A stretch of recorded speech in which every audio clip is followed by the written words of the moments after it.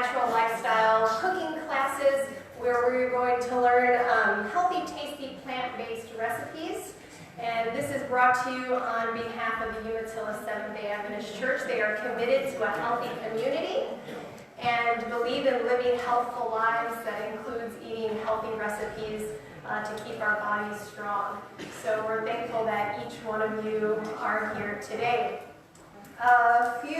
Could you see if everybody got one of these? Sure. Did everybody get a blue ticket? If anyone did not get a blue ticket, please raise your hand. And you need one? I have to. Okay. And Margaret doesn't need one.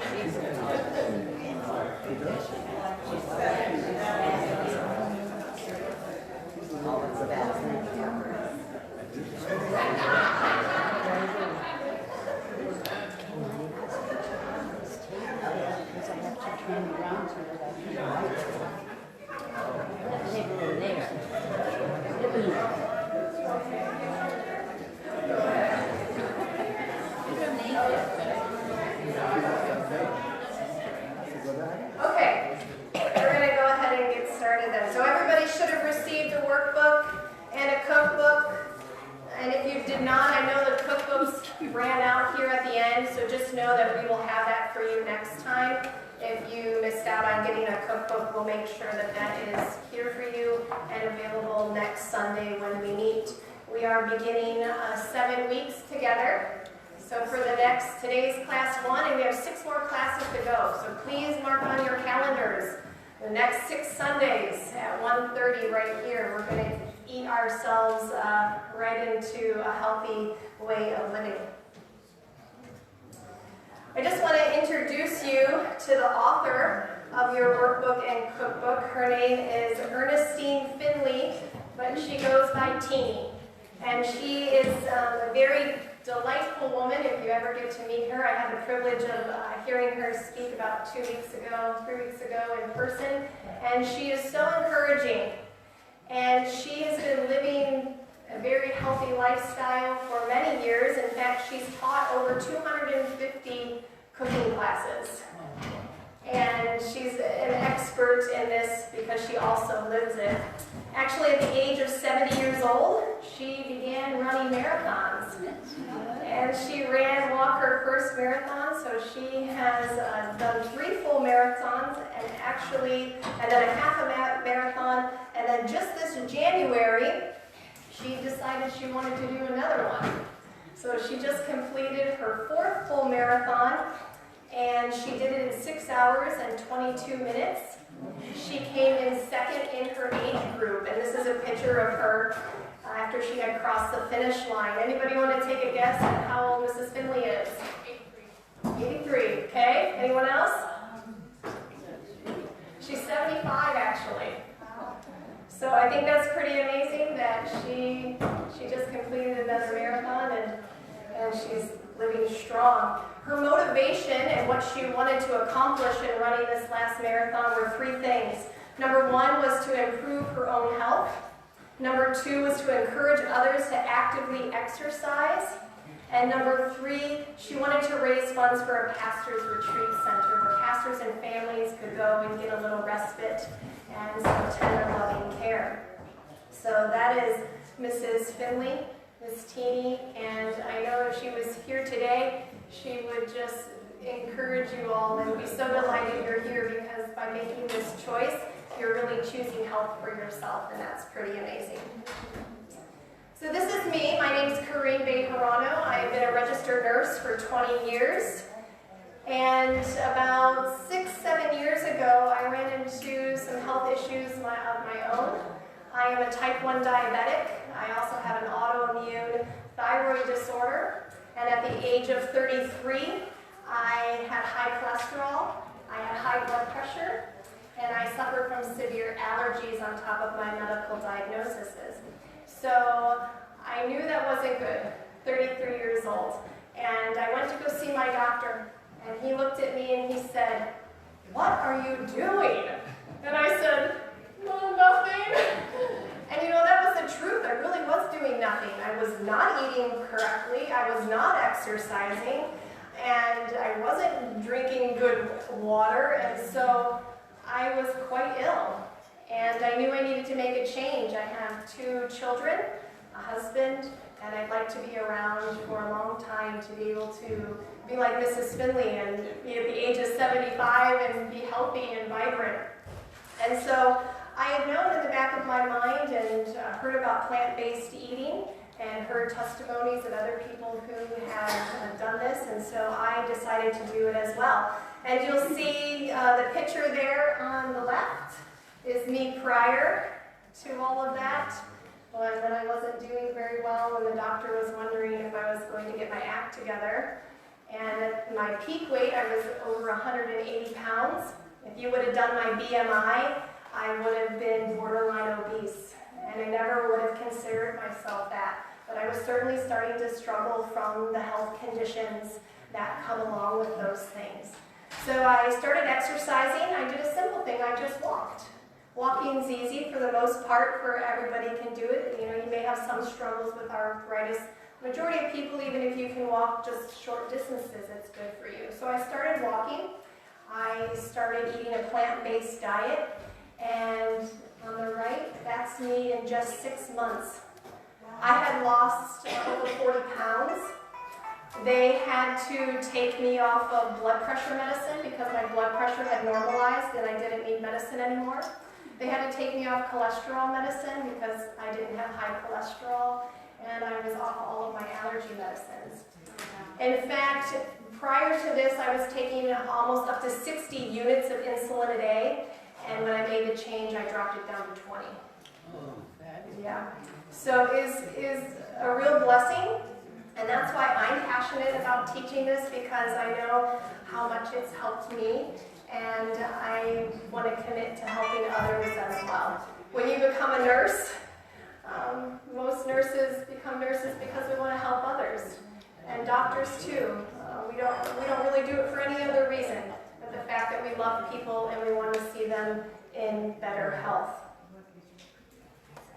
All right, before we really start getting into our content of our material here, I actually just would like to pause and just have a word of prayer as we begin our class together, okay? Heavenly Father, we just thank you so much for the rich blessings that you give us and that you have promised life abundant. I thank you for each person that's here with us today, and help them to understand. And many of them are already making the right choice by being here, and they're interested to know how they can be healthy and help their families to be healthy. So just bless us now as we learn from our material and as we move forward in our class. In Jesus' name, amen. Amen. All right, so on your tables, you will see what color is highlighted. Red. Each week, we are going to be learning about eating through the rainbow. And so today we're beginning with the first color of red. And you can see on your poster that there are some real health benefits to eating red foods. This includes fruits and vegetables. So make sure that you take a look at that. Red fruits and veggies are especially healthy men for your prostate. You're going to see a little video here that's going to highlight that. And it's very good for us to be eating our red fruits and vegetables. So you have some samples there also to try, some strawberries and raspberries. You have some dried apples, which that's all that they are, is red, delicious dried apples. And you might want to try those because they have good nutrients in them for you as well. So we're going to start out and we're going to watch a little video now about red fruits and veggies.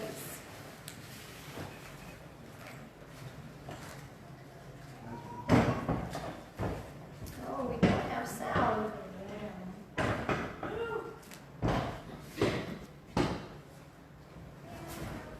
Well, my husband's hopefully going to come up and fix that so you can watch it.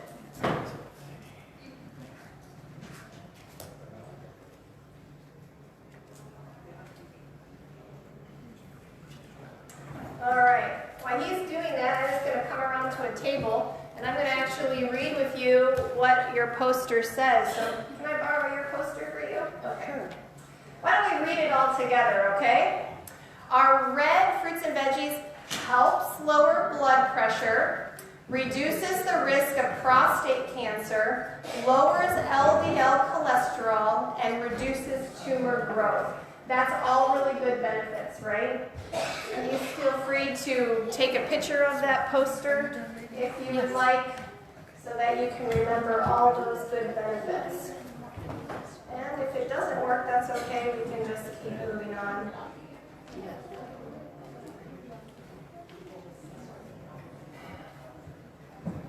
Technology's great when it works, right? And then sometimes when it doesn't, it is a real challenge. Hi there, I'm Dr. Gallant. Did you know a tomato has 4 chambers in this bread? Your heart has 4 chambers in this bread. Tomatoes contain lycopene, which is a powerful antioxidant that combats free radicals, which are harmful to our bodies. Tomatoes are a good food for your heart and your blood.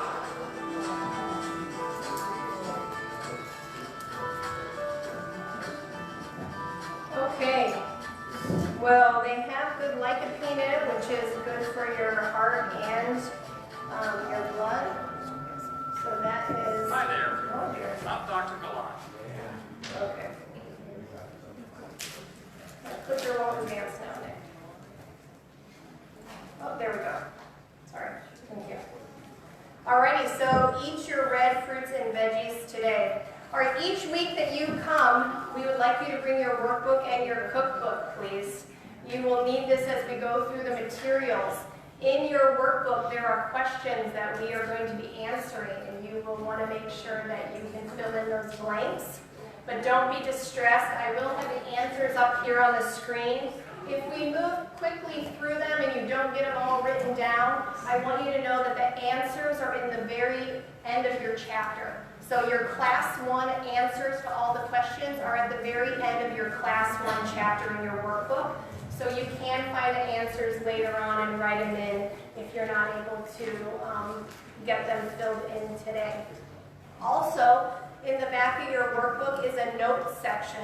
If you haven't found it already, it's a great place to take notes. It starts on page 149. So you can make notes. There's some pens on the table as we go along. The majority of the information we're going to cover is in your workbook, but some things we will say maybe extra, and you just might want to take notes. It actually helps to retain it in your memory. So scientific research continues to point to a highly refined diet as a major culprit in today's killer diseases. And we're going to look over our next 7 courses together how we really can live longer, happier, and healthier lives. Too often we begin to focus on our health when we start having health problems, right? We get diabetes, we have a heart attack, we have a stroke, and then all of a sudden we become very interested in getting healthy. And, you know, that's good, we should, but an even better course to take is to actually take preventative measures, and so we get on the road to better health sooner. So we can avoid some of those health issues that may pop up when we're not living to the fullest healthy lifestyle that we can.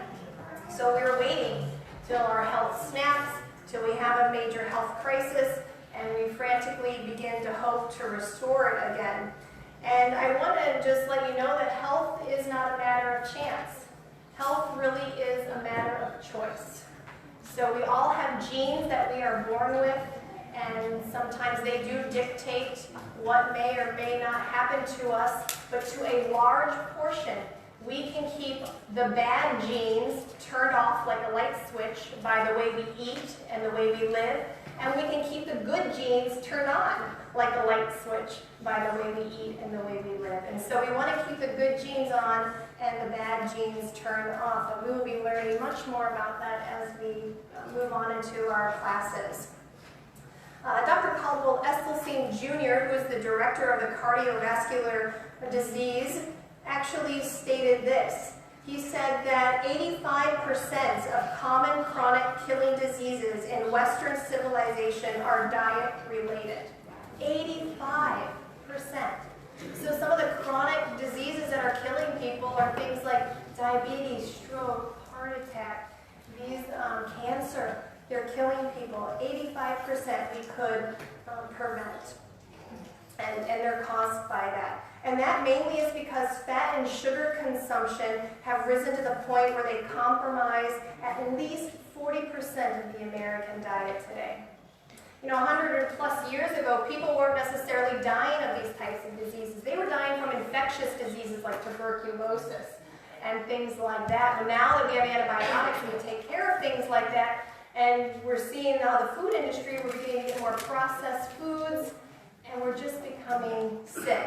So we're going to talk a lot about the prevalence of chronic disease, like we just talked about those different illnesses like heart disease, cancer, stroke, and diabetes. And over this 7-week course, we're going to assist you in some key elements in helping your own health. And those are listed on page 10 in your workbook. I'm going to read through them with you right now. So we're going to be increasing your consumption of plant-based foods. You're going to learn a lot about how plants are really the source of life for us. We're going to be reducing your overall fat consumption. We're going to be reducing your sugar consumption. We'll be replacing meats with vegetarian proteins, preparing delicious, well-balanced, and natural food dishes, increasing the overall amount of fiber and whole grains in your diet. We're going to make breakfast a better meal. In fact, that's our next class next Sunday at 1:30. We're going to be doing all breakfast. That'll be a lot of fun. I know some of you, probably your most favorite meal of the day, and for all of us, it should be. So we're going to talk about that.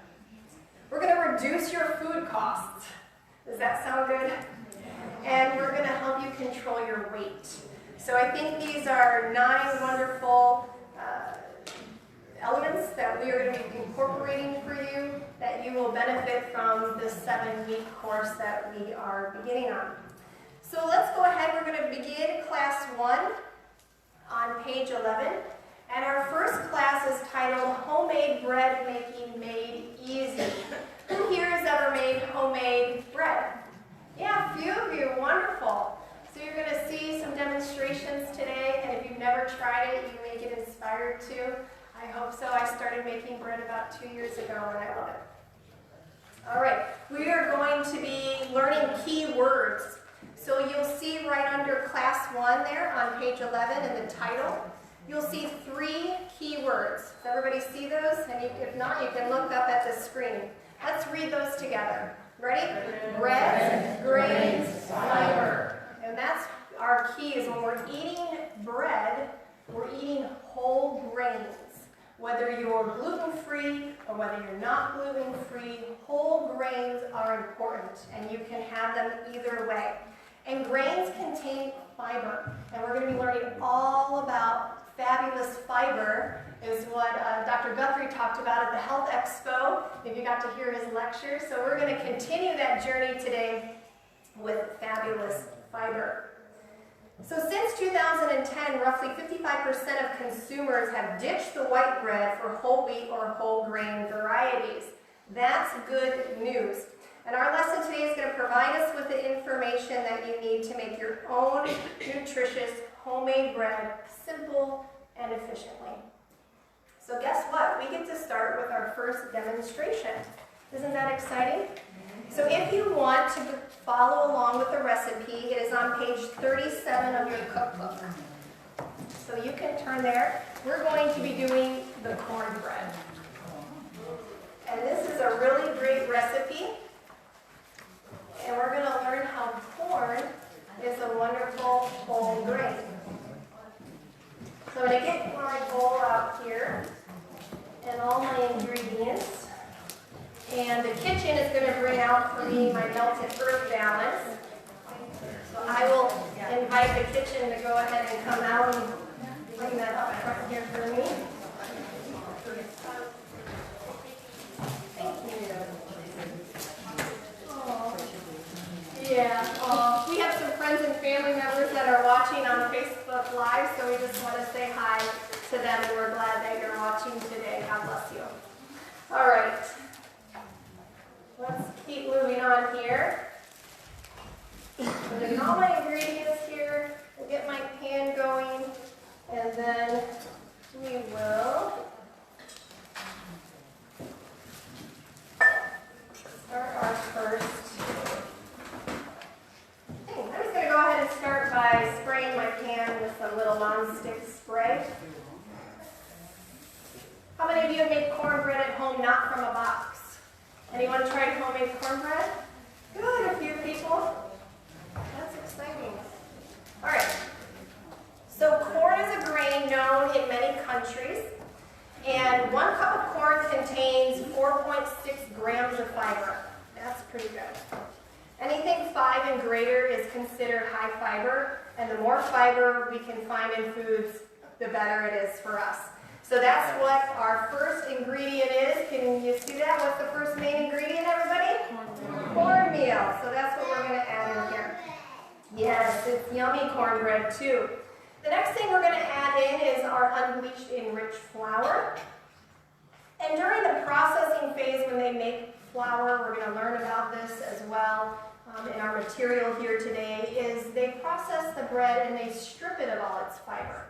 So the way we add fiber back into this is we're going to add wheat germ. And most of our recipes today are going to use wheat germ. I'll talk about it in a little bit. So we're adding wheat germ. We're also going to be adding baking powder. And the baking powder we're using, I don't know if you're familiar with it, but the title of it is called right there in your cookbook, it's Rumford. And the reason we choose to use Rumford is because traditionally baking powder is processed with aluminum. And aluminum is a heavy metal, and it's very bad for our brains as well. So Rumford actually makes their baking powder aluminum free. And in the back of the class, there is a display table. And at the end of class, in your samples, you can take a look at our display, and we have a little thing of the Rumford so you can see what it looks like. You can take a picture of it if you want, and that way you know what to buy when you go to the store. So I'm going to add in my Rumford baking powder. The next thing I'm going to add in is my Energy Egg Replacer, and I've mixed it with 2 tablespoons water. And what this is, it's a mixture of different flours that bind together, and they act like an egg. So we can get the same effect of an egg that would hold this together, but we don't get the cholesterol that comes from eating eggs. So I'm going to go ahead and add that in. Where do you get that? You can find that at the Health Basket in Mount Dora. And I also have the box of it on the back of the display table, so you can take a look and see what that looks like, take a picture of it so you know. But if you go in there and say, I'm looking for Energy Egg Replacer, they'll know how to help you. Excuse me. Can you get chickpea as well? Instead of egg with the black seed. You could try it and see. Anything in here, if you'd like to try to modify, I haven't done it personally, you're certainly welcome to try. Flaxseed is also another good egg substitute, and so you can try that. I'm going to go ahead and add in my 1 cup soy milk. If you are allergic to soy, you could use an almond milk or rice milk or something like that. I'm also going to add in my Earth Balance, which is a butter substitute. And we like Earth Balance because it's non-hydrogenated, so these oils won't stick in you forever and ever. Is that in grocery stores? What was that? Is that in grocery stores? Yes, you can get that at Walmart, Publix, and they have all kinds of different ones. They have a soy-free one as well. They have an original one. They have a few different kinds that you can get. I have the container on the back as well, so you can take a look at what I'm using today. And then we're going to use a 4th cup of honey. And what's really great is by adding the butter substitute and the honey into this cornbread, it makes it nice and sweet. And you don't really have to add a bunch of butter and honey afterwards and slather your cornbread. It's all incorporated. Make it with a pot of chili or something like that, and it's really great. I also think I forgot to add my salt, so I'm going to go ahead and do that. And I'm using the sea salt today, which would be preferable over like a white table salt. And that's mainly because they also process table salt, and they strip it of its ingredients. So we are just going to mix this together and stir it all nice until it's nice and smooth, which really doesn't take a lot of effort. And I'm going to pour it in my pan. And this is good to go. You're going to pop this in a 400-degree oven for 20 to 25 minutes, and you will have a beautiful piece of cornbread. I'm actually going to ask the kitchen if they will bring out the finished product for you to see. You don't have to wait to see what it would look like. Here it is. Yep. I'll pass this off to you. Thank you. Isn't this beautiful? It's so nice. And it's golden brown, and it really is very, very yummy and very good for you. So I will put that there, and if someone wants to grab that, maybe take that back to the kitchen. So they're going to cut that up, and all of you are going to get to try it. Yes? Can we use the olive oil instead? You can try olive oil. Yes. And just see. How much cholesterol? Olive oil, all fats are fats. Cholesterol you're going to find actually in animal products versus a plant-based product. If you're going to choose an oil, make sure you're choosing an oil that has lower in saturated fat. There are some oils that are very high in saturated fat, like coconut oil. There's a big hype in coconut oil, and that is very good for you, but it has like 13 grams of saturated fat in it. That is ounce for ounce equal to lard, butter, and a beef tallow.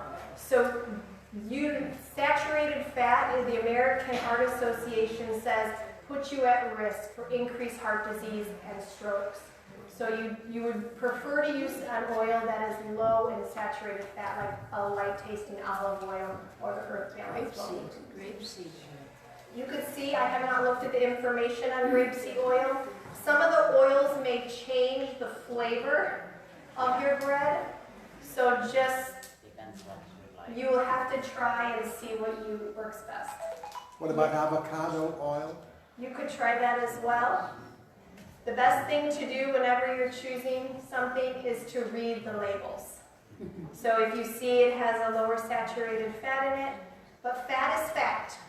And wherever the fat comes from, the fat we eat is the fat we wear. And that actually comes from a chef by the name of Chef AJ. She is a plant-based chef, and I've heard her say that many a times. Sometimes that's cut me at the heart, and I say, oh, maybe I need to be looking at the fats I'm eating. But she is an amazing chef. You can find her online as well, but that's her saying. The fat we eat is the fat we wear. So it's just worth looking at. So Yes. saturated fat, does it come from animal? Yes. Animal. Red meat, Yeah. high in saturated fat. So even in the plant world, like the coconut oils, read your labels. That's very important. Yes? Can you eliminate salt from these recipes without altering the recipe? You can try. Except when we're going to be making our regular breads, salt is key in it. But you can try and see how it turns out. Okay. I know many people are on a salt-free diet or trying to eliminate salt. Also, I will mention if you are an oil-free, because some people are oil-free. Some cardiologists, some other lifestyle medicine physicians may put you on an oil-free diet to help reverse your disease, whatever that is. And if you need to substitute out oil, you can substitute with applesauce, or you can substitute with pumpkin.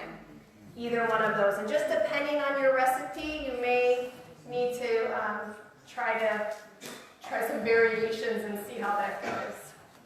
Okay, I'm going to go ahead and move on into our workbook. We're going to start looking at our questions. So we're still on page 11. And we are going to be looking at the advantages of the homemade whole grain bread. One of which is it's an excellent source of dietary fiber. So let's look at our first question. Our first question says, what is fiber? And fiber is the indigestible vegetable cellular material contained in food. That pretty much, we may have heard it termed as the roughage. Your body can't digest it, but it plays an important role because it helps to hold the water in your intestines. And it helps to move your food nice and smoothly and regularly throughout your digestive tract. It also increased fiber intake will decrease the risk of health conditions such as cardiovascular disease, stroke, cancer, diabetes, and even obesity. It assists the body in a variety of ways, including disposing of excess fat and toxins. So fiber is pretty important. Question number 2, how much fiber should we get each day? Well, we all need somewhere between 25 and 38 grams of fiber per day. And we're going to keep an eye on our labels, right? We're going to look at the fiber content when we're at the grocery store, and we're going to see how much fiber. If it has 1 gram of fiber, maybe that's not the best option for us.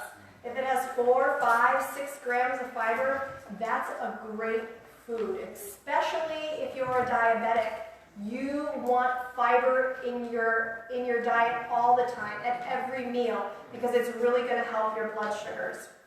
It helps me. In fact, I eat a half a cup of beans, primarily most of the time before each meal. So I eat my half a cup of beans, and then I'll eat the rest of my other food items, and that is because it helps when the carbohydrates are released. It slows the sugar release and tampers the rise of your blood sugar. Yes? How about the pills, the Metamucil pills that you take? I'm sure food would probably be better. Yeah. Well, Metamucil is processed as well, and if you look in the ingredients, you'll probably find a host of other things listed in there, not just, fiber. Which actually we're going to use a component of Metamucil in our last recipe, and I'll talk about that a little bit more. All right, so sadly, even though we're supposed to get all this wonderful fiber every day, the Harvard School of Public Health found in one of their studies that the average American consumes only about 15 grams of fiber each day. That is considerably less. This is most likely due to the fact that the typical American diet includes too many fast foods and processed foods like chips, crackers, candies, and pastries. We're not going to find a lot of fiber in those things that are coming primarily from a box or from a drive-through. And we need this fiber-rich diet because it actually is associated with the lower risk of colon cancer. And we talked about that, right? We said fiber helps keep things moving. We want it moving through. If we're not eating a lot of fiber, oftentimes we're going to be dealing with things like constipation. And our GI tract is going to suffer. And many digestion issues are coming from a lack of water intake, not exercising, and not getting enough fiber in our diet. So we really need to be looking at that. All right, let's take a look at question number 3 on page 12. If you haven't flipped the page yet, we're on page 12. And question number 3 says, what foods are high in fiber? Well, those foods include fruits and vegetables, legumes, which are beans, peas, lentils, things all within that family, and whole grains. So whole grains like corn and oats and whole wheat. We're going to be finding that we have a lot of fiber in those. Question number 4, high fiber foods. What major diseases does fiber assist in preventing? And we mentioned this a little bit, but heart disease, stroke, and type 2 diabetes. And these are prevalent chronic diseases. And one way we can mitigate this is by eating a high fiber diet. In a Harvard study of over 40,000 males, researchers found that a high total dietary fiber intake was linked to a 40% lower risk of coronary heart disease compared to a low fiber intake. So if you eat high fiber, you can reduce your risk of coronary heart disease by 40%. That's huge. Everybody should know that, right? A recent meta-analysis of 7 major studies showed that the cardiovascular disease, those things like heart attacks, stroke, bypasses, was 21% less likely to happen in people who ate 2.5 or more servings of whole grains of foods a day compared to those who ate less than 2 servings. So even if you just got a little bit more, you're even on a better road, right? And there's another large study done that included more than 700,000 men and women. That's a big study.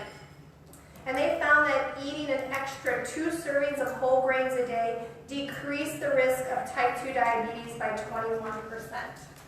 I wish I would have known this when I was like 18 or even younger. You didn't hear much about it when I was growing up, but I know there were those that didn't know this and were helping people. But I wish I would have known it so much sooner so that we could put it into practice. Eating whole grains instead of highly refined processed foods lowers the total cholesterol, your triglycerides, and your insulin levels, which is key. We need that, right? We don't want high cholesterol. We don't want to have insulin needs that are higher than they need to be. So we're going to be looking at our flours, and I want you to consider this, that the vitamins and minerals that are lost in the processing of our flours that are reported later in your workbook, that they're stripped. Half of the B vitamins are gone, 50% of the calcium is removed, and virtually all of the fiber are removed in the enriching process. So they strip it all away, and they just leave you with the white flour. So it's important that if we are using it, we add back those key nutrients in, especially the fiber. There was a study done, a 10-year study done by Harvard University that looked at men and women who ate high-fiber breads and found out that they had fewer strokes and heart attacks. That's good news, right? A lot of times, as my job, I read through medical records, and I see young people that are suffering from these things.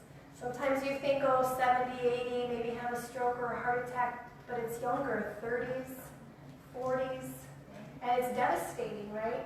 It really is. Some people have young families. I mean, I couldn't imagine. I'm turning 40 this year, and with my family, what if I had a major health event like that? I want to decrease my risk of that happening so that I can be around for many years to come. So simply switching from white to whole wheat bread can lower your heart disease risk by 20%, and that is good news. So let's go ahead, if you will turn to page 14 now. We're going to look at a chart that was done by the Mayo Clinic, and this is a fiber chart. And what I've highlighted for you here is the top 3 high fiber in each of the categories. So of fruits, how many would have guessed raspberries are really high in fiber? I mean, isn't that amazing? Eat those raspberries on your skewers. That's good fiber for you. A whole cup of raspberries has 8 grams of fiber. You're diabetic and you want that fiber, you can eat a whole cup of raspberries and not have a lot of carbohydrates because the fiber is going to counteract that for you. As a type 2 diabetic, the sugars, I'm trying to figure out the sugars, and raspberries show high in sugar though, how do I? Right, but raspberries show high in fiber. They have more than 5 grams of fiber. So if I don't know how many carbs are in a cup, but if it's 15 carbs in a whole cup, you get to minus 8 of those carbs because of the fiber. So you only get half of the sugar. And the fiber that's in there is added. It's good news. That's what I load up in the mornings. I like blueberries, raspberries. I can eat the berries. They're high in fiber. Pears is the next one. Pears with skin, 5.5 grams. If that one pear has 15 or 20 carbohydrates, you get to minus 5 of those, right? And the more you begin to eat these foods with high fiber and you begin to do something like walk, you're going to see that those sugars are going to come down, and you're going to want to be in contact with your doctor actually before you even start this, because if you take medicine or anything like that, even if you have heart disease and you're on medicine and you begin a plant-based diet, please go home tomorrow morning, call your doctor up and say, I am starting a new program to change my life. And I'm going to be eating plant-based, high fiber. I don't know any doctor who would tell you, oh no, please don't eat broccoli. Most doctors are going to say, eat the broccoli, eat the raspberries. I see an endocrinologist and she says, we want you to eat those things, raspberry, quinoa, things that are good for you, that are actually going to help your diabetes. But let them know, because you may see a decrease that needs to happen in your medicines, and you want your doctor to keep track of you. Yes. The apple and the pears, which color there's more fiber? The They- red, green, or they're the same? They're the same. Green are a little less sugar, The green, yeah. but they both have excellent fiber. You'll get different nutrients out of either, Yeah. so eat both. Potassium. Yeah. So can you generally, on just about any food, subtract the fiber from the sugar? If it's 5 or greater grams is what a registered dietitian would probably tell you. 5 or greater. Yes. What is the best way to eat the carrots, raw or cooked? You can have them either way. If you do them cooked, you not wanting to cook them to death, right? But if you steamed them, that's a nice way, right? To steam your carrots. Wash them. Otherwise juicy, right? You could juice as well. When you juice, you lose fiber though. So all you're getting is the nutrient, like all the minerals and all of that from the actual fruit or vegetable, but you're leaving all the roughage, which is the fiber behind. So, that's why, for diabetics, it may not always be the best. You have to watch. Okay? Is it true that when you boil stuff, it takes out all the nutrients? It does. So it's better to steam it? Yes. So the less amount of water you can do, the better. But, if I eat 10 sticks of raw carrots or 5 sticks of raw carrots and get the nutrients, but I have to eat 10 of the boiled carrots to get the same nutrients, you might just have to eat a few more carrots if you like them cooked, right? Some people like things cooked versus whether they like them raw. So it just may be something. You're still getting good nutrients. Is there anything such as too much fiber? I have not heard of anything of too much fiber. Most people don't get enough. Yeah. When you bake the vegetable, will you lose nutrition? You will lose some of the nutrients. Not like as boiled. Well, either way, when you heat it to a certain degree, you may lose some of the nutrients. Repeat the questions whenever. Sure. So the question is, sorry, I should have been doing that. There's a lot of questions. So, she's saying, are you going to lose the nutrients, in baking versus boiling? Anytime you heat a food over a certain degree, they do lose some of their nutrient content. It's still valuable, though, what you are eating. Like, for instance, a bean, you have to cook a bean. Yeah, you can't eat a bean raw. And potatoes, you get benefits. Right. So at least some foods are better. And right. And you can. I'm going to keep moving. We'll have time for questions at the very end, so I'm going to keep going for time. Not quite sure what time it is, but we don't want to run out of time today. 2:22. Okay. So apples, of course, have high fiber. Also, grain, cereal, and pasta. Spaghetti, whole wheat, cooked, 6.3 in a cup. That's good news. You can't eat pasta raw either. You have to cook it. So you want the whole grain. At Walmart, you can do an easy swap. They have a box of the white enriched for $1. They have a box of whole wheat for $1. You can do an even for even exchange right there and get the better for your diet. Barley cooked as well, very high. Bran flakes. Split peas, they're loaded. Look at that, 16.3. That's huge. Lentils and black beans are at the top of the list. I mean, that is an incredible amount of fiber. And you will meet your quota for the day by eating those wonderful things. We're going to go, it looks like vegetables. We have artichokes, boiled, green peas, 8.8, broccoli as well, 5. These are great things to be incorporating into your diet. All right, let's go ahead to our demonstration. Second demonstration, we're going to go to your cookbook, and we are going to be on page 31. We will be making the whole wheat bread together. I'm going to ask the kitchen to bring out my water and some melted earth balance for me for the Danish sweet roll. Just going to get all my stuff right here.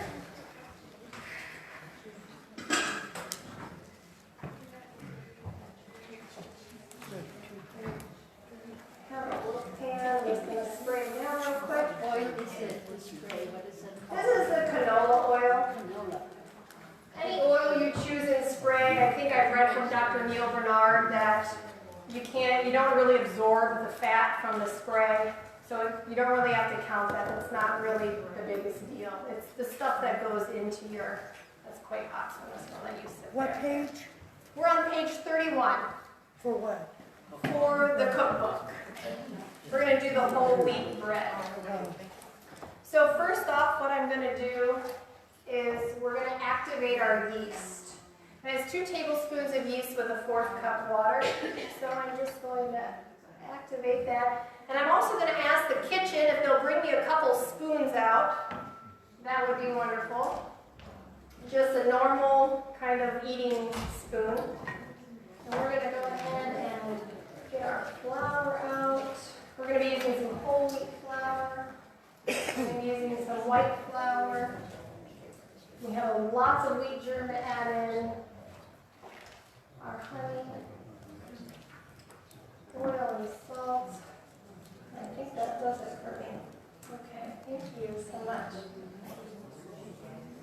All right, so I have, while my yeast is activating here, and again with the warm water, I'm going to go ahead and do my 2½ cup hot water. And we're going to go ahead and add in our honey with that.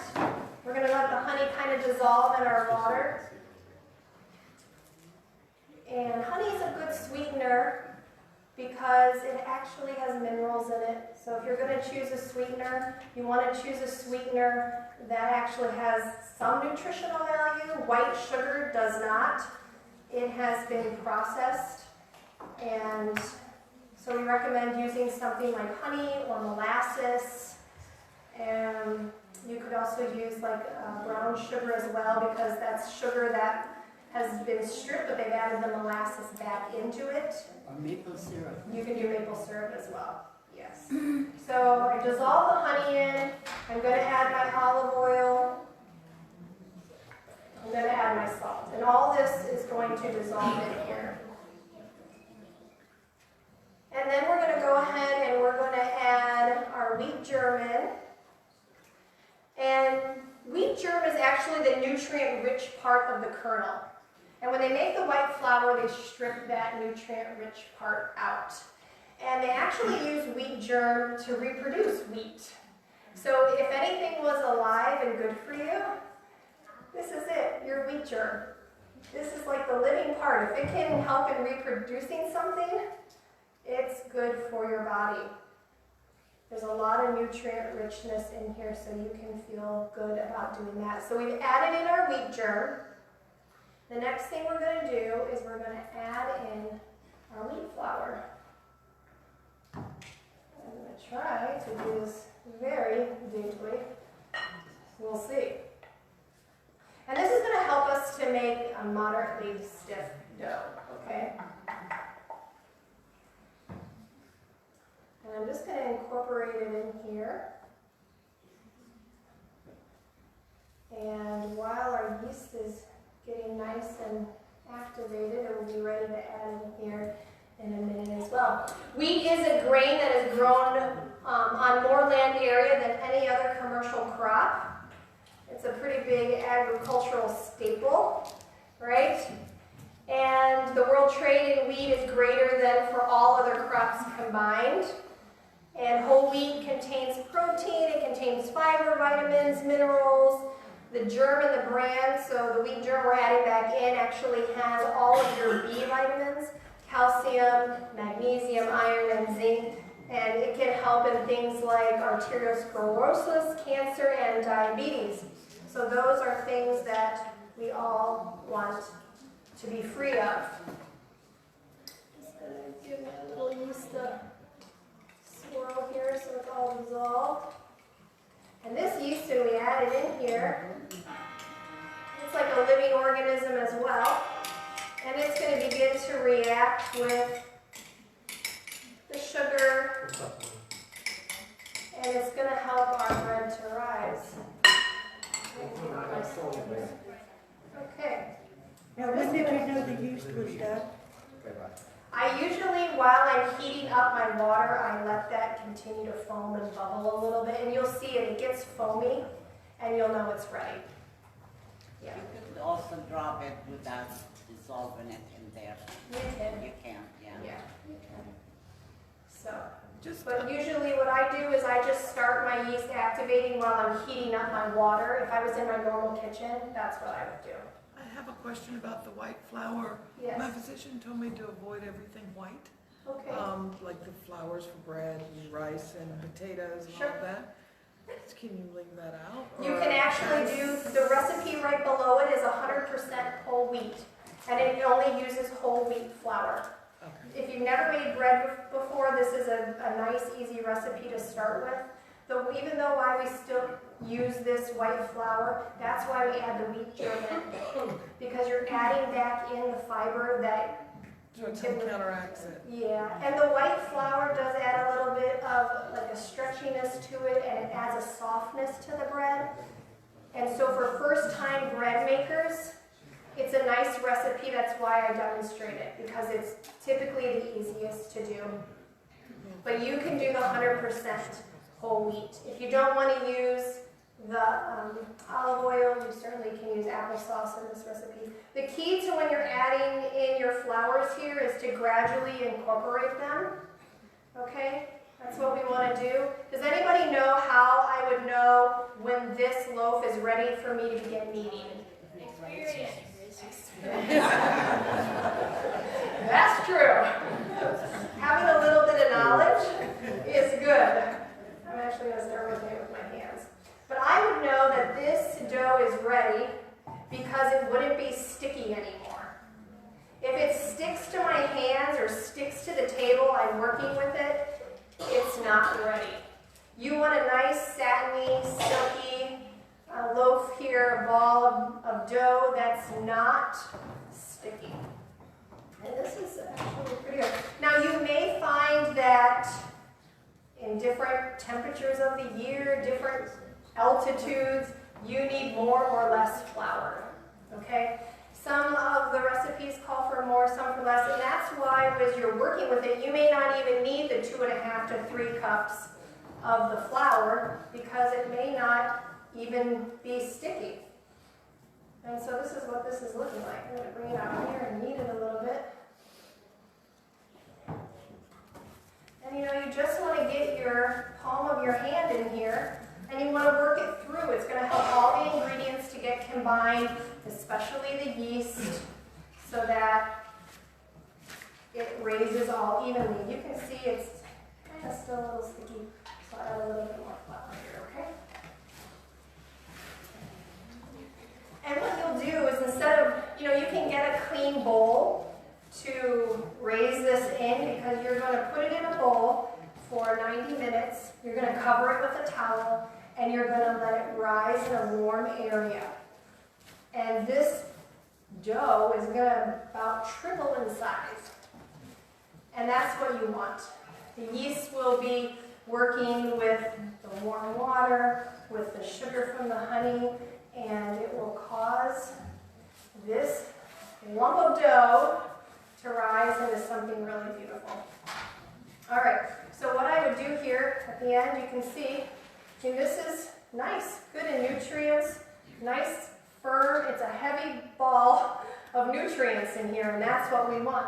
And what I would do is I would just spray my bowl, and I'm going to ask the kitchen if they'll bring out the one that I've had rising back there. And we're going to just cover this with a towel, and we're going to let it rise for 90 minutes. And after it has risen, can you see? Nice, fluffy, big. I don't want it to pour out, but it's really, really hungry. Do I have any brave folks who'd like to come up here and punch this down? No takers? Barb, you want to come up? Come on up. Because what you're going to do is, now that it's been rising and tripling in size, you actually have to punch it down. And that's because it's been creating air, and we have to get the air out, otherwise you're going to have holy bread. I don't want to be on the camera. Oh, okay. So Barb's just going to take her fist, and she's going to give that dough a few good punches. Yes.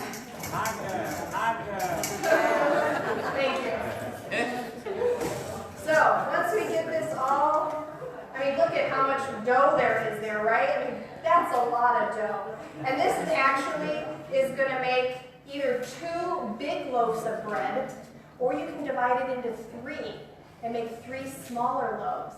And instead of having to make homemade bread every single week, you just have to make it once, eat your 1 loaf for that week, stick the other 2 in the freezer, and you have homemade bread, and you don't have to buy store-bought bread.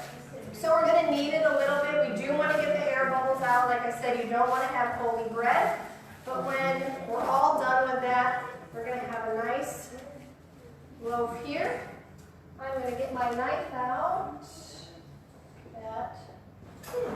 Did I get it out already? It's okay.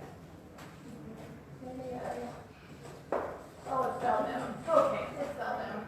I like to use a bread knife because I just think it cuts easier through the dough. So I'll just cut it into my 2 loaves. And sometimes I'll look and I'll see, oh look, there's a few little air pockets there. And I may take that and I may just knead it a couple more times to get the air out. And then I'll just kind of shape it. You don't have to spend a lot of time shaping. This dough is going to take the form of whatever container you put it in. So you're going to plop it in your container, and then you're going to set this uncovered for 60 minutes. It's going to rise, and then you're going to bake it. Before I show you the actual demonstration, what it looks like, I want you to turn to now in your cookbook, since we're here and we're working with the bread, right over to the next page on 32. Doesn't that look delicious? A Danish sweet roll. And all of these bread recipes are all pretty similar in that they may vary from, some ingredients to others, but mostly it's the exact same concept, okay? So what we're going to do is we're going to roll out, just going to sprinkle a little flour here so it doesn't stick. I'm going to roll out this dough, and we're going to show you how to do a Danish sweet roll. Sound yummy? Okay. I think what's even better is that you're going to get to sample the Danish sweet roll. So you learn how to make it, but then you get to try it. Alright, so I'm just going to do my pie plate here. And I've got my roller pin, and I'm just going to begin to roll it. I don't know if anyone's used to like a jelly roll. That's really what we're doing here is we're going to roll it out flat, and then we're going to roll it up, just like. So this is really nice. You can make this for a nice special occasion, like this would be a great holiday, or whatever family get together, and instead of, like a bunch of jelly preserves or some type of sugar in it, you're just going to use fresh dried fruit. And that has a lot of health benefits to it. So just get it kind of rolled out here and stretched. And if you have a real special occasion, I think the recommendation there on your cookbook is that you could make a little mixture of some powdered sugar. You can mix it with a little water or soy milk just till it's thick and drizzle it, and then sprinkle it with some crushed walnuts, and it makes for a really pretty something. Now, does anybody, we maybe touched on it, that you would want to get organic sugar, and does anybody know why something, if you wanted to buy organic, why you would buy organic sugar? Malay sugar, you mean? What's that? White sugar? Pink or brown? No, any type of sugar. Why would you want organic sugar? Pesticide. Organic sugar, non-organic sugar, is processed with pig bone. Did you know that? So when you go to the store, you buy a bag of white sugar that has been processed with either a pig bone or a cow bone. It's been grounded up. That's how they get the sugar white. So when you buy organic, it's not processed that way. And so what I have heard is that the majority of people with the amount of sugar that we eat in the United States, Most people eat a ham every year, just from the amount of sugar they eat. So you might want to switch to organic. So I'm going to brush this with some earth balance. Just kind of all around. Now, I bought some organic sugar substitute Okay. that erythritol or something like that, and it's made by Whole Earth. I'm not familiar with that. If it's an artificial sugar, Well, it's like stevia. Stevia is, Yeah. it's the same thing. even stevia is, there's a lot of controversy with stevia. It's still an artificial sweetener. It's not like getting the real plant. It has some artificial processing that happens with it. And so just, When you're take saying time to, sugar, what type are you talking about? The organic so sugar? brown sugar, white sugar, powdered sugar, coconut sugar only really comes one way. But raw sugar would be appropriate. Turbinado would be appropriate. Things like that would be appropriate. So Is the organic sugar white? It's not. No, I know. They have a way to do it without both. And so they're able to do that. And a lot of times if you look for sugar in the raw, it isn't totally white, it still has it. So I'm actually using organic brown sugar, and we talked about how they add molasses back in. So there is some value to it. It's not completely like white refined sugar. And so we're just going to sprinkle that all over here. And then we're going to add dried fruits. Your recipe in the book calls for raisins, to use raisins, and we actually have raisin bread for you to try today. So instead of making this with raisins, there is a few raisins in here. I'm doing it with the dried fruit melody, which has dried apples and peaches and apricots and some golden raisins in it as well. This works with a variety of different kinds of dried fruit. So you could even just fill it with completely with dried apples would be very yummy, or something like that. And you just want to make sure that you kind of give it evenly distributed around here. Okay? And then we're going to sprinkle it with some walnuts. That adds good nutrition to our hearts and to the rest of our body. And then, if you can see it, you can kind of see, I've kind of almost made like a little pie, like a pizza pie. And then we're just going to start rolling it. So we're just going to roll all of these good nutrients with a wonderful bread that you've made and that you can be proud to show someone. And we've just made it to a roll. I'm going to plop it here into my pie plate. I'm going to just kind of press it into the edges. And you can see that kind of make it like a horseshoe, right? And this will all come together, really, in the end. And then you're just going to make some little slits in it. And what's going to come out is going to be absolutely beautiful. So we're just going to make little slits. And you can see how I'm doing that. And you're going to continue just to make slits all the way around, okay? And I'm just going to ask the kitchen if they'll go ahead and bring out the finished product, because I think you're going to really love the way these look. So here's our loaf of bread. Isn't this beautiful? Oh, it's gorgeous. And actually, you can thank Margaret for this. She made this for you today from this recipe. So give Margaret a hand. You're going to get to try her beautiful bread. And this is the Danish sweet roll. Yum, right? Doesn't that look just delicious? We thought today was a special occasion, so we topped it with a little of the powdered sugar and the walnuts because we think you all are special and we want you to enjoy your time. Got them both? That recipe that's in your book will make 2 Danish sweet rolls. Yeah. And it's great. If you are going over to a friend's house or something like that and want to take it, it is absolutely... Now, can you freeze that? I don't know if that would freeze or not with a dried fruit. I've never tried it. You certainly can try it. Margaret's saying yes, you can. So I would trust her. She is a bread making champ from everyone who has told me Margaret does amazing bread. Yes? I'd like to ask a question. What about using dates as a sweetener? Do they have fiber in them? Yes. Is there such a thing as cane sugar? I think there is a date sugar. There is.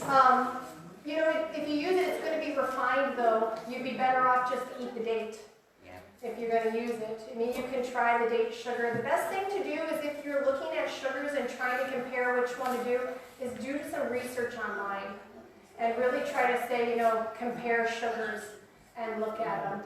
Isn't there fiber in dates? There is fiber in dates, except when you process it, you're going to lose some of that fiber. It would be better to eat the whole date and get the fiber from the whole date. That's actually, if I want something sweet, that's what I do. I will just get them a jewel date and eat the date.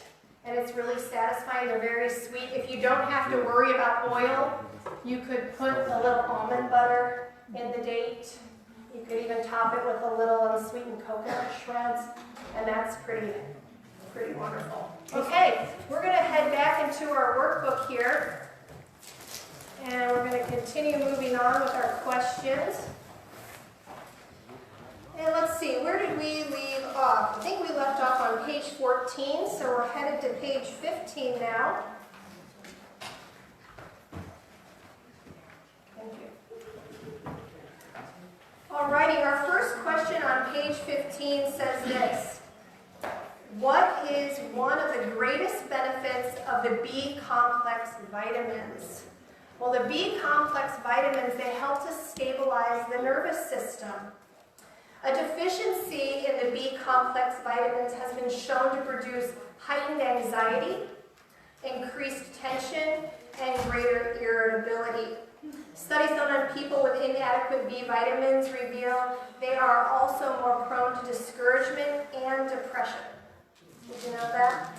A lack of B vitamins also contributes to an inability to concentrate and focus one's thoughts. So B vitamins are extremely important to our health. Question number 6. What are some of the vitamins and minerals that are lost in the refining process? So if you'll just look, I put on there seat chart. So if you just look right over, there's a chart right next to those questions there, and they tell us about the minerals that are lost. So B1 is one of the first ones that are lost. 86%. There's not much left after that. B2 is the same, 70%. Niacin, iron, B6. These all are very high. Folic acid, calcium, phosphorus, copper, magnesium. Look at the percentage of them. I don't think anything is under 50%. That's losing a lot, isn't it? Yeah, that's not good for us. We're going to turn over to page 16 when you're ready. So the United States and the Drug Administration requires that because of this refining process and all of these minerals and vitamins that are being lost, they require to add them back in. Anyone guess how many they add back in? 5. They're only required to add back 5. All right? So much of the fiber is lost in the refining process that you would actually have to eat 8 pieces of white bread to get the fiber found in just 1 piece of whole wheat bread. That's a lot of bread, right? 8 pieces? I'm not sure I could do that. I could eat 1 whole wheat piece of bread. I'm sure each of you could too. Question number 7. What specific essential nutrients are added in the enriching process to compensate for the loss of natural nutrients during the refining process? So A is thiamine.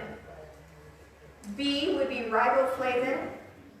C would be niacin. D, folic acid. E is iron. And F is calcium. So that is what is lost in the refining process. And that is what is added back in. Are they added in the white bread? Yes. So they enrich the white flour. So they take it all out, and then they put some of it back in to enrich it.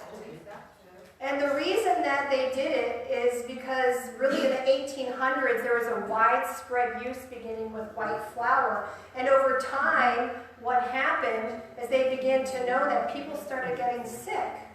And so they began to remove the germ from the wheat, right? Because it kept the flour from getting rancid and going bad, and increased the shelf life.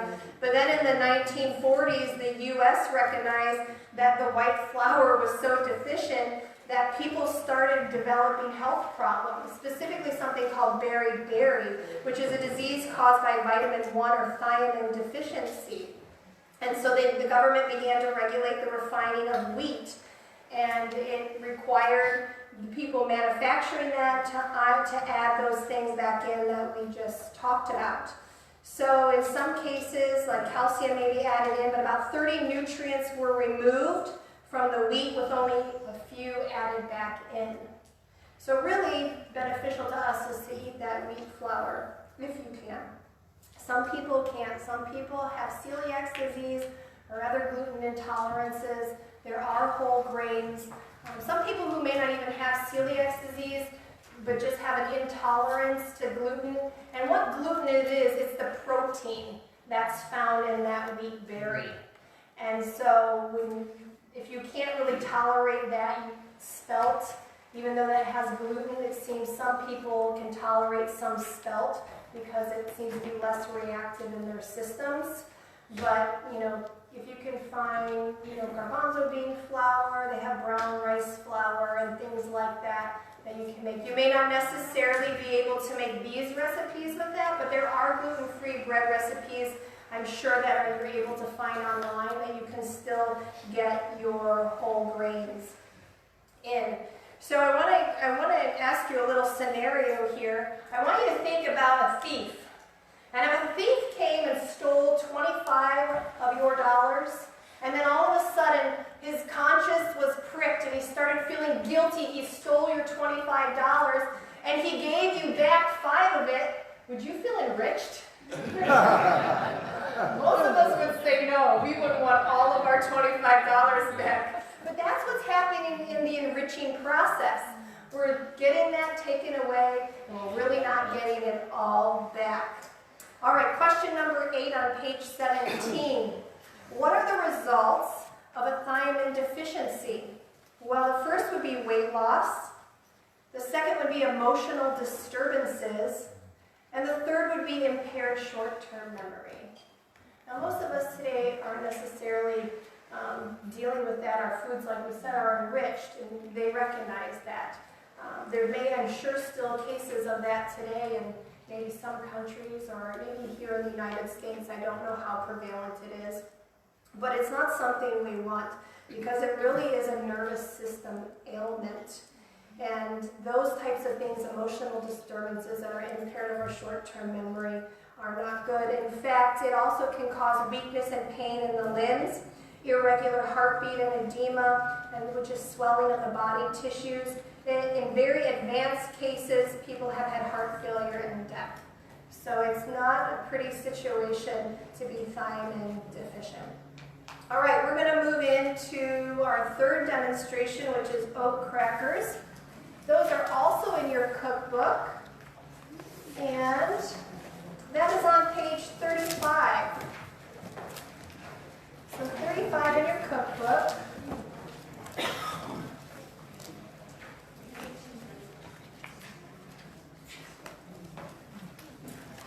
And who can tell me what is the first ingredient of oat crackers?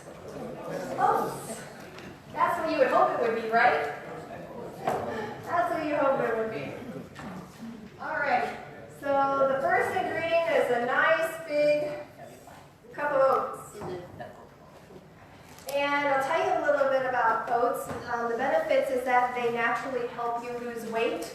They help to lower your blood sugar. And they help with your insulin sensitivity, and they lower your LDL cholesterol. One of the greatest oats, which I think is the king of oats, is really the steel-cut oats. That's what I eat every morning for breakfast, is a half a cup of steel-cut oats. They are the best oat to eat for a diabetic. I'm going to go ahead and add in our flour. And then what's that third ingredient we've been adding into all of our things too? Wheat germ. We're going to make these much healthier than what they typically would be if we bought them on the shelf in the store. We're going to add in our brown sugar. We're going to add in our salt. Now, can you use the wheat flour instead of the enriched, the white? I don't know how it would turn out, but you could try. There's a certain texture you kind of go for with crackers, but you could try it. Maybe more dense. You may have to watch it in the oven a little bit more. But I say it's always worth trying. Alrighty, so we're just going to mix this together. And let's see. Dear kitchen folk, I think I forgot the olive oil in the water. So I need 3/4 cup olive oil and 1 cup water, if you will just bring that out to me. And while they're doing that, I'm going to get my air-baked cooking sheet. This is what it asks for. This would be a rimless cooking sheet. So this is what we want. And we're just going to spray it down. So we're doing that. And I've got this. I'm going to get my rolling pin.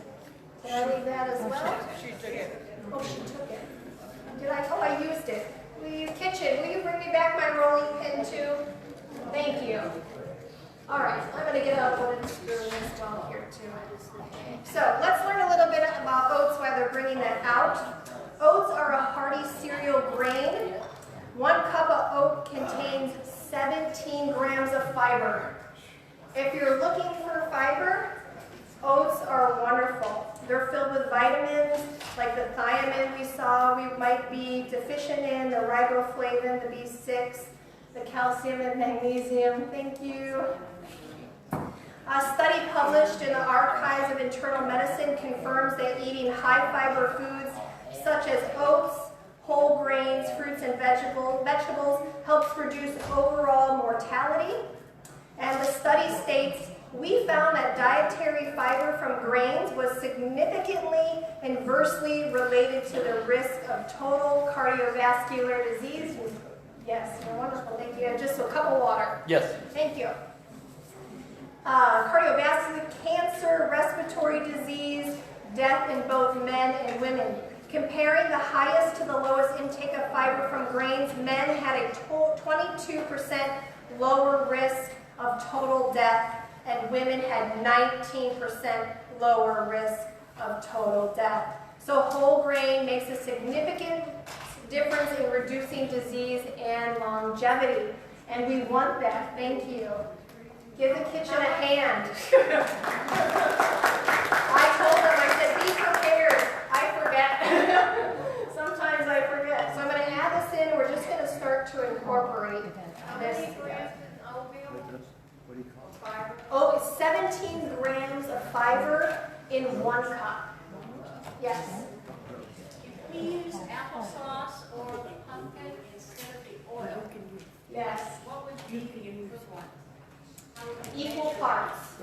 Equal. Yes, equal parts. Now, I will tell you, your crackers may be more chewy than crunchy. The crackers, I have not made this recipe with substituting applesauce. I have made other crackers with applesauce, and they tend to be a little chewy. They don't last as long either. You typically, out of the breads we're making, they're going to last about a week. You know, if you bought a loaf of bread off the shelf, sometimes you look at the ingredients and there are names you've never even heard of. Like if it says whole wheat, I know what whole wheat is.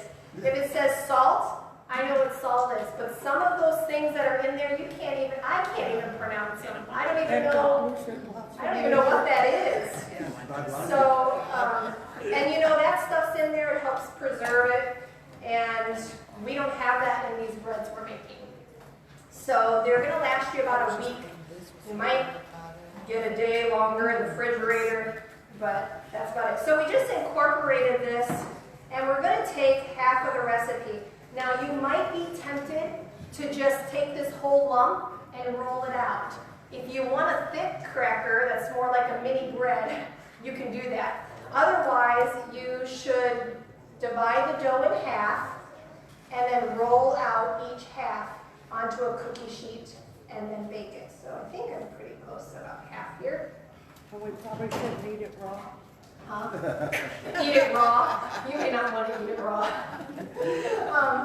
And we're just going to press it. Now, if it seems a little dry to you, if it, someone calls, the phone rings, and, life happens, doesn't it? Sometimes you're in the midst of something and things just go crazy. The kids need something, or I don't know. It just, life happens. And so if that happens and it dries out a little bit, just add like a couple tablespoons of water, mix it again, and it'll form right back up. That's happened to me before as well.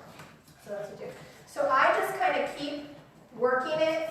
It will kind of break apart maybe a little bit on you.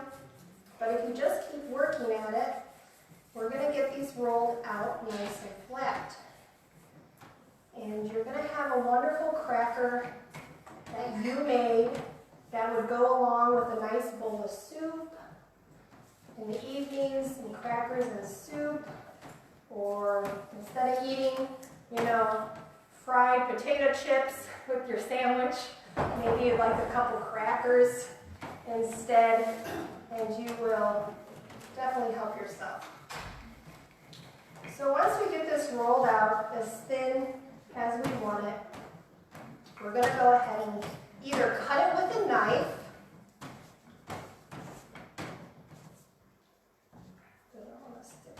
there we go. Sometimes you have to make it do what you want it to do. I have a little fun pastry wheel here, and it just leaves a little design on the edge for your crackers. So you can just begin to roll it down, or if you have a knife, if you don't cut it while it's wet before it goes into the oven, it will just be a crumbling mess. It will be hard. I mean, you can break them apart. They won't be nice little square crackers for you. And so I'll just run it along each of the things. And you can see, it comes out nice, right? You can see all the little squares it made. And so that is it. You're going to put this in, what does it say, 325 oven for 30 minutes. It doesn't take very long. I'm going to ask the kitchen to bring out our crackers so you can take a look at our finished product. And you won't need to see me demonstrate that twice. Crackers seem pretty easy, don't they? Yeah. That really didn't take a lot of time. Who would have thought homemade crackers could actually be easy? I never would have guessed it, but it's really good. Alrighty, we're going to do a trade-off here. They're coming, and you guys are going to get to sample all this. Aren't you excited to sample? Yeah. So here they are at the very end. Aren't they cute? Yeah, just a nice platter. This was, this may be a full batch here, but they're really yummy. I made an extra batch, and the kids said to me, "Can we have crackers for breakfast?" And what do you say? There's nothing really bad in them. Sure, have some crackers for breakfast if that's what you would like. So, it's good. Alrighty, we were going to go move on to the last little portion of our lecture. Yes, thank you so much. Okay. Alrighty, so let's see, where did we end off? We are going to be on page 18 in your workbook now.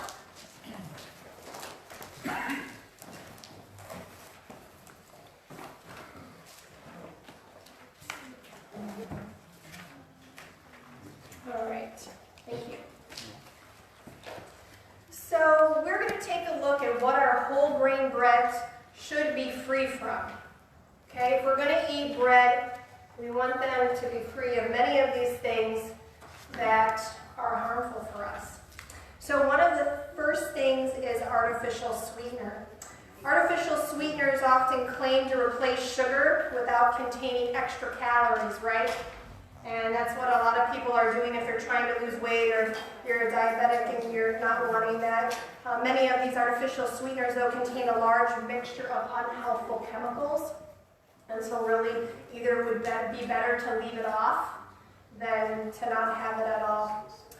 Milk contaminants also are harmful to us, mainly because of the ranging pesticides that we find in it, also because of hormones. Many cows are injected with a growth hormone, and we get that through their milk, and that becomes a part of our composition as well, and it can affect us negatively for health reasons. And even if you buy an organic milk, what's going to happen is you're still going to get hormones. You can't avoid it, because that baby calf, the milk that came from that mother, was meant to make that calf grow big and grow fast. And so we still get hormones from that milk, whether it's organic or not. And these are actually toxic effects for the immune system and the reproductive system. And they have linked type 1 diabetes to drinking milk. There is a link between it. So some people like myself, sometimes I wondered, maybe it was because I ate the dairy when I was younger, that I was more prone to end up developing autoimmune problems because of that. So I'm going to encourage you, make it a habit to read your labels. I've said that several times, but just start reading labels. Even if you don't know exactly what everything is, just start practicing. Read those labels, see what the ingredients are. If you can't pronounce it and have no clue what it is, maybe it's better not to buy it, right? And we talked a little bit about our breads and how they can stay on the shelf for literally weeks and not mold.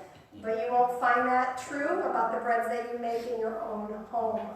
So the basic ingredients of homemade bread include the following: yeast, liquid, sweetener, salt, oil, and flour. Yeast, we talked about, helps the bread to rise. It helps to make the dough elastic, and so that the bubbles begin to form. And that's how we can grow our bread and have several loaves. Water is really the best liquid of all. It helps to combine the ingredients. It helps to activate the yeast. Sweeteners are primarily used to add flavor to our bread, but they also help to brown it, which is important. So that's why we try to choose sweeteners like the honey or the maple syrup or the molasses or the applesauce. That's a sweetener as well. Salt adds flavor. It also helps to control the rising of the bread, and it strengthens the gluten in the flour. And if you really thought about it, we added 1 tablespoon of salt, but that salt is spread over 3 loaves. And each slice, you're not going to get a ridiculously amount of salt with that. And so that you can use that and feel better about it. But if your doctor has told you salt-free, I wouldn't know a substitute to give you for that. Oil makes the bread moist and tender. It also helps to extend the shelf life. But like we said, try applesauce and pumpkin. Those are 2 good options for you. And then of course our flour contains the gluten, which is a protein. Protein is good for us when it comes from good sources. Alrighty, let's go to page 20. We're going to look at question number 9 that says, what is the approximate difference in price between a store-bought whole grain bread and a homemade whole grain bread? Well, here is a side-by-side comparison. Look, the cost of homemade bread for 2 loaves is $1.90. And if you bought 1 loaf from the store, you may pay all the way up to $3.19 for a double fiber, 100% whole wheat. Yeah, and it's higher. It really is. If you look at loaves of bread like Dave's Killer Bread, which is a good loaf of bread if you have to buy a bread and don't have time, they're like $5, $6 a loaf. Also, there's another bread in the freezer section called Ezekiel 4.9. These are quite pricey too. But if you're in a jam, and you're traveling or something like that, it's a perfectly okay option for you if you just don't have time. Publix has a loaf called Green Wise. It's their whole Yes, they're organic line. wine, isn't it? Yeah, it's $4.99. $4.99. So it's still a little bit pricier, but there are options out there if you just didn't have time to make your own. All right, question number 10 on page 22. Says, why does eating whole grain bread help a person feel satisfied? And the reason is because the bread provided adequate nutrients and fiber. Whole grains are filled with vitamins, minerals, proteins, carbohydrates, and fiber that meet our nutritional needs and satisfy our hunger. So that's why they help us to feel satisfied. In nutrients, your body knows it's full when it's gotten the max amount of nutrients. And so you can know that when you're starting to feel like, oh yeah, I feel full. I only had one piece of bread versus, what do we say, 8 pieces of white bread and triple the cost. I mean, so it's really beneficial to be making your own bread at home. All right, everybody, we are to our very last demonstration. This demonstration is not in your cookbook. It is actually on the recipe card that was on your table. So if you'd like to follow along, pull that out. This is a recipe that I've used for a couple of years. It's not my own.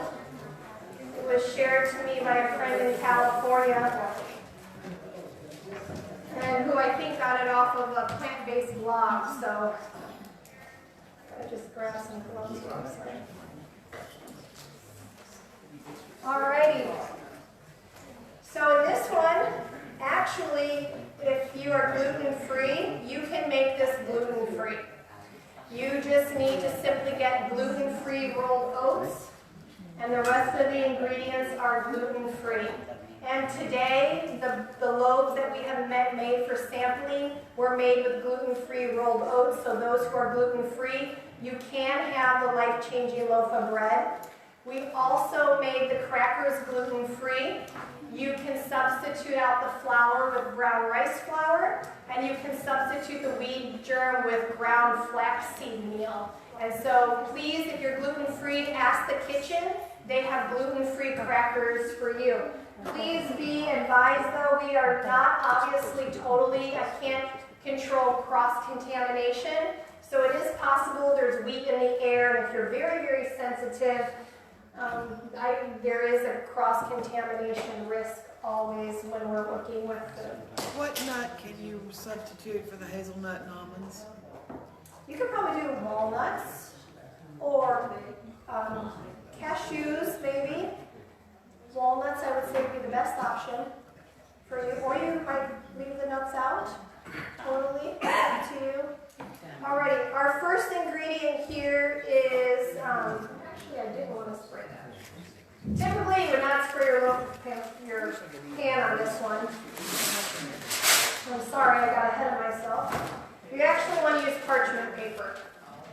So don't spray your pan like I just did. Ma'am. Do as I say, not as I do on some things. Alright, so we're going to add sunflower seeds. Okay, and I do have some things to share with you about some of these items because I think it's important to know what you're eating. And I believe I put it in the cookbook. Sure thing. So sunflower seeds are very heart healthy. They're rich in magnesium, which helps our moods. They're rich in selenium, which is good for our thyroids. So sunflower seeds are good. Rolled oats. And we just learned all kinds of things about rolled oats.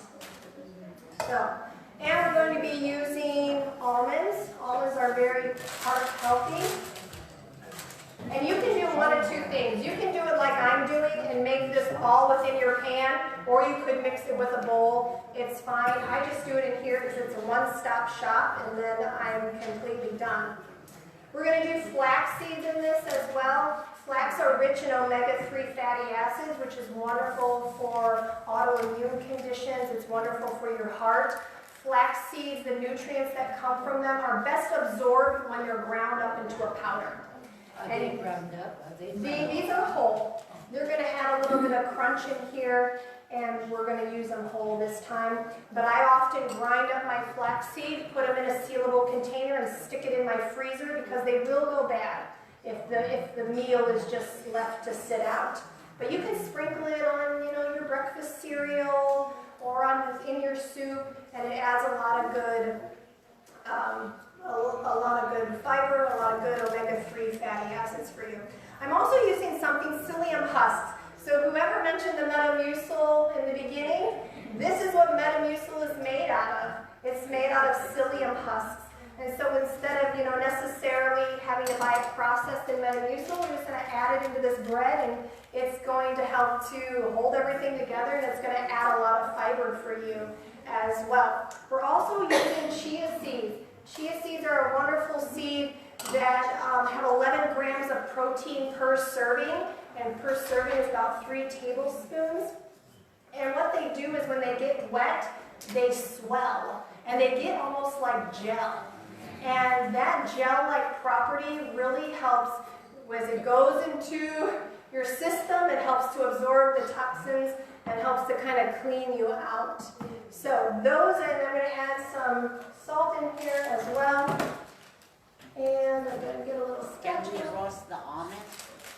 Your almond was raw or roasted? Raw almonds. The question was, is the almond raw or roasted? They are just raw. I'm surprised you didn't use slivered almonds. No, I did it whole. Yeah. This is a really great bread. If you've never had something like this, it's a really great bread.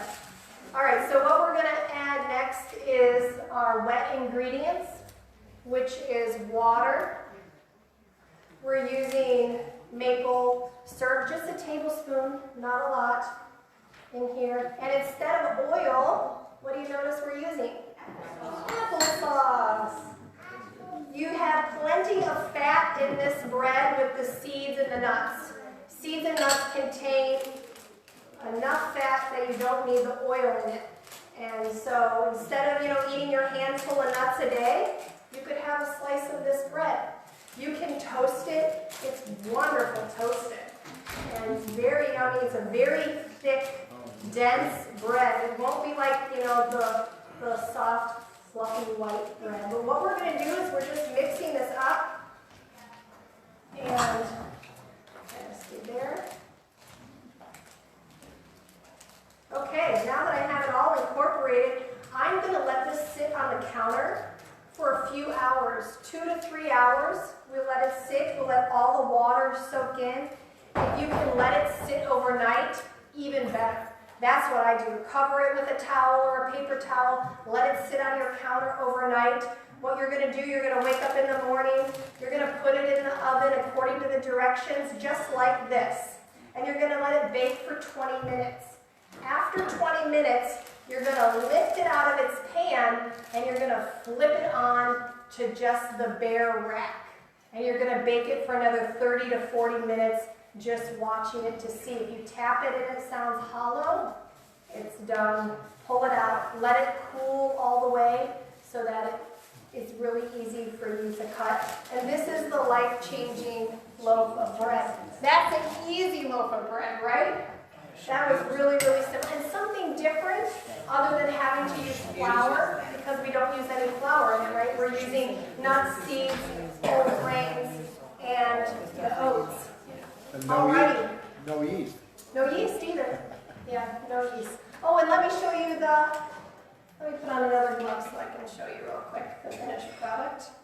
Thank you, I was too quick to go forward.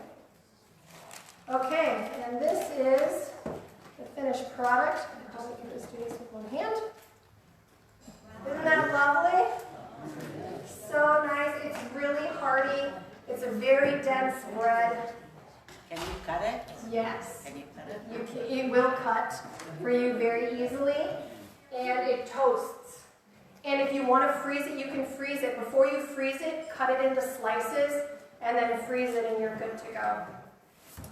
Alrighty, I think we are just about done.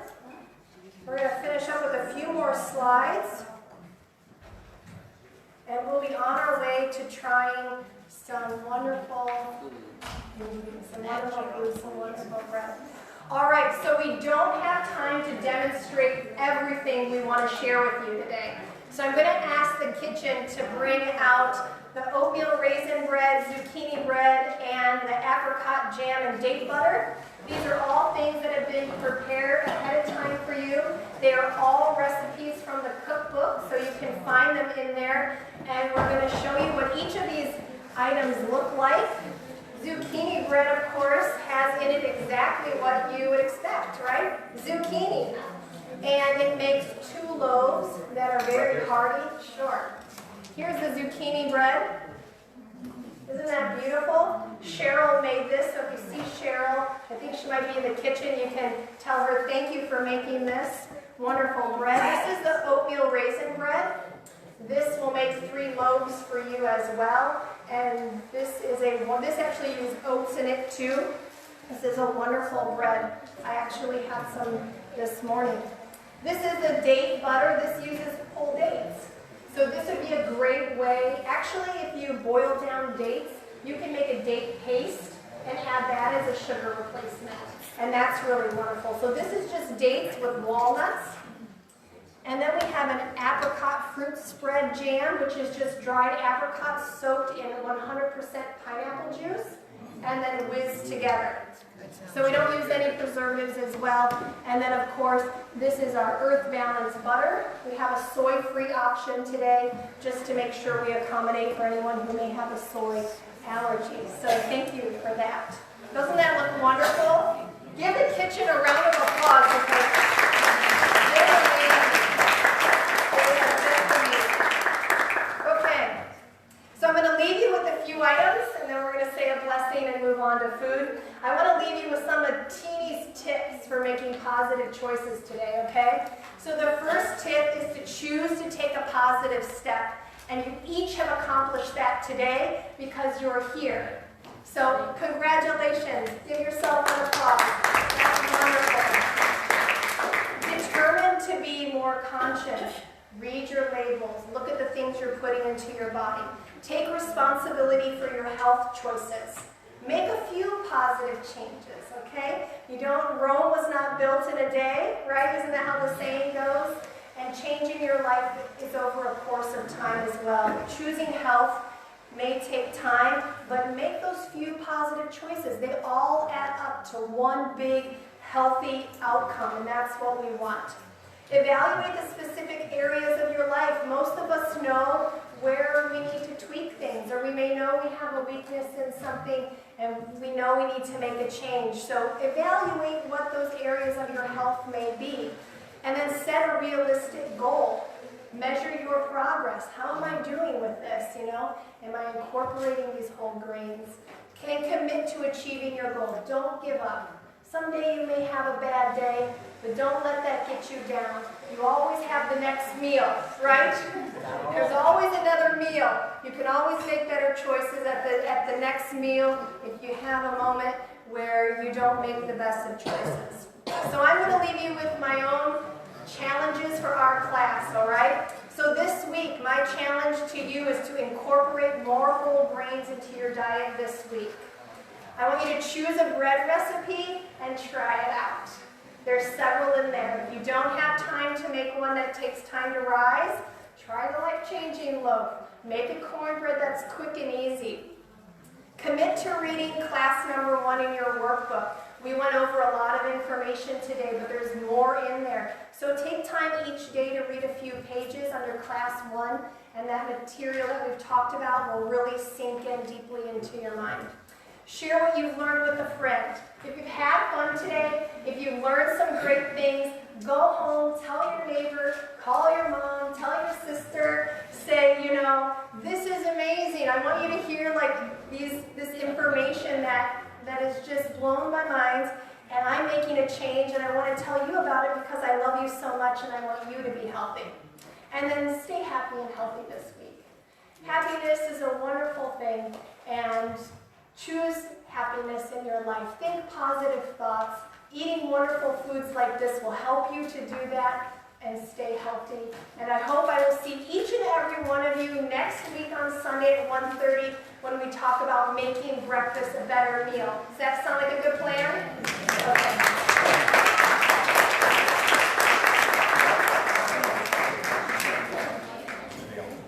Yeah, the kitchen folks, yes.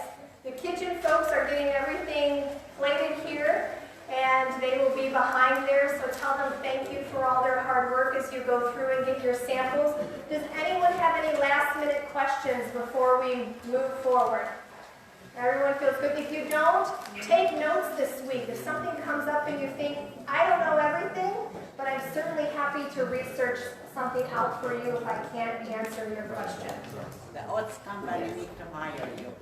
What was that question? The oats company, they need to hire you now. The oats. Get commission from. Oh, from the oat company, I need to get commission from. Okay, that's good. The one last thing, I guess, is that we do have a prize basket. And did everybody get a blue ticket, I hope?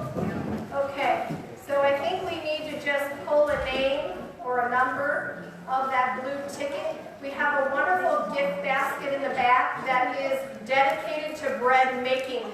So the cookie sheet that was rimless for the crackers, there's a little pastry wheel, there's flowers in there for you, olive oil, some salt, and other wonderful things that you can use in your bread making endeavors this week. Okay, I'm not going to look.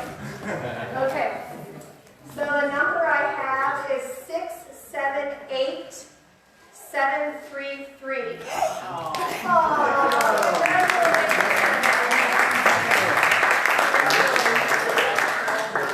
That's really wonderful. We'll go back and when we're done with sampling, we'll make sure you get your gift. All right. It's in the back. Oh, they're bringing it here for you. Thank you.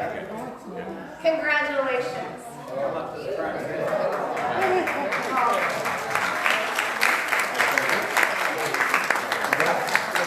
We'll get a picture of it at the end. So don't miss out.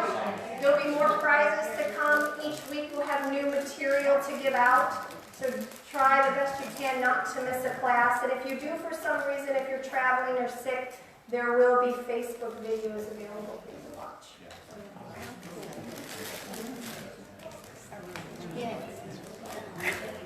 So the question came up, who didn't receive a cookbook? And workbook as well? We give out our cookbook. Okay, so there's several of you that need a cookbook. Can you make sure that you come and see me and I get your names done? Oh, Evelyn is going to do it? Yes, we already took notes. You have notes? Oh, then they've taken care of it. Okay. We do have some gluten-free crackers Yes. for anyone who is on a gluten-free diet. Thank you. Gluten-free crackers for gluten-free diet. Sounds like registration knows who you are, and they got your names down, correct? Okay. Maybe not. I think you should verify with Evelyn on your way out to Okay. make sure she has registered that. And if there's someone who wants an extra cookbook, at this point in time, we're going to be putting an order in for these cookbooks to make up, because we weren't expecting, we had 50, we weren't expecting more, and we're so thankful that your folks decided to come.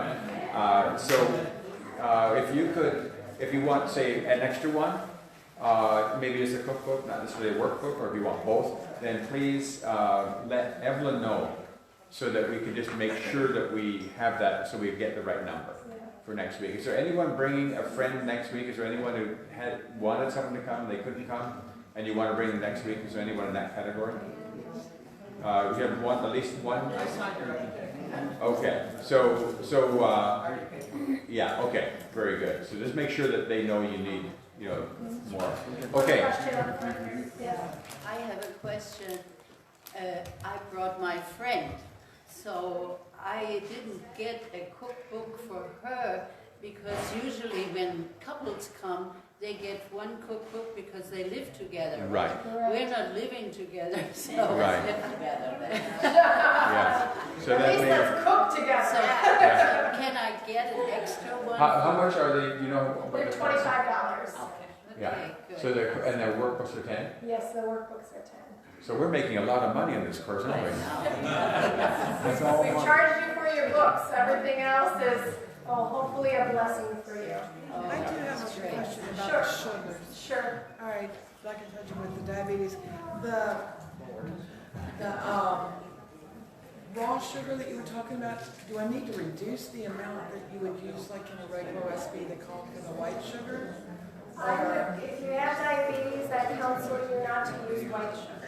Yeah, well, I was using the artificial stuff. Oh, yeah. So instead of the artificial, I thought I would try that raw sugar, but I don't know, is there a difference in how much you would use? Like it costs like 4 packets of the You would still use the same amount if it's like brown sugar. You know, if it's a half a cup brown sugar and half a cup honey in the breads, the best bet would be, you know, not to eat terribly much of those refined sugars, but use sugars that you can use more naturally when you're doing it. You know, the honey that we use is distributed through 3 loaves.